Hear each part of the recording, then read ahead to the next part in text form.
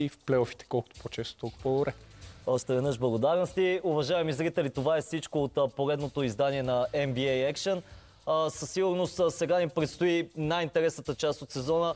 Следващата седмица ще е последното издание пък през редовния сезон, след това ни предстои плей-ин турнира и плейофите, така че, както се казва, кулминацията започва. Тази вечер пък може да се насладите на сблъсъка между Сакраменто и Ню Йорк Никс в нашия ефир, както и до края на сезона всички мачове на Сакраменто в него, както и доста други любопитни двубои и в събота, и в неделя с участието на LA Lakers, Cleveland Cavaliers, Dallas Mavericks и Houston Rockets. Така че бъдете с нас и тогава. Сега от името на целия екип се разделяме с пожелания за лека и спокойна вечер.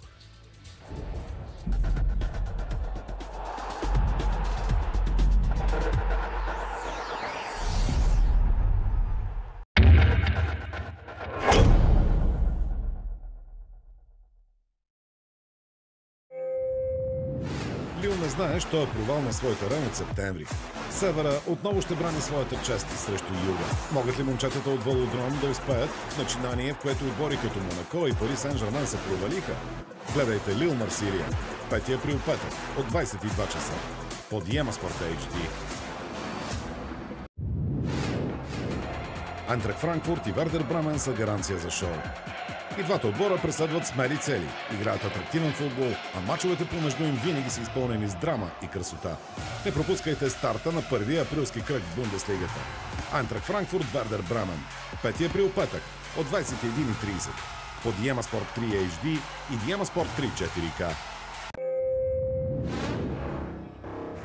След 9 поредни победи, брилянтната серия на Макс Верстапен приключи в Австралия.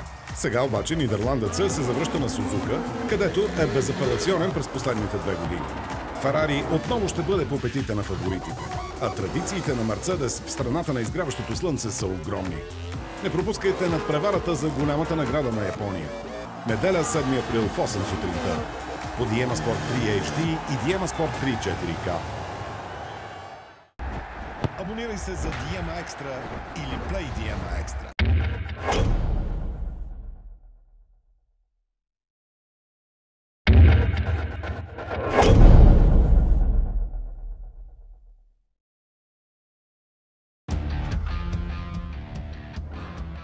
Валенсия продължава да мечтае. Дебютантът в испанския елит записа 4-та победа през сезона и се надява да запази своето място в елита. Джанан Муса се завърна в Луго, но Реал Мадрид развали празниците за Брелган. А тимовете вече са готови и за битката в Купата на Краля.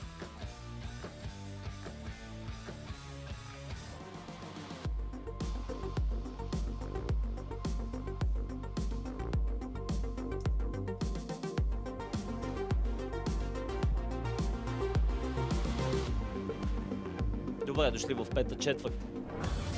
Поглед към резултатите от 22-я кръг. Паленсия изненада с гръмка победа срещу Гран Канария с 82-58. Тенерифе победи като гост Сарагоса. Баскония загуби като домакин от Хувентуд, а Реал Мадрид и Барселона очаквано стигнаха до успехи. Билбао пък шокира Валенсия с победа с 15 точки разлика.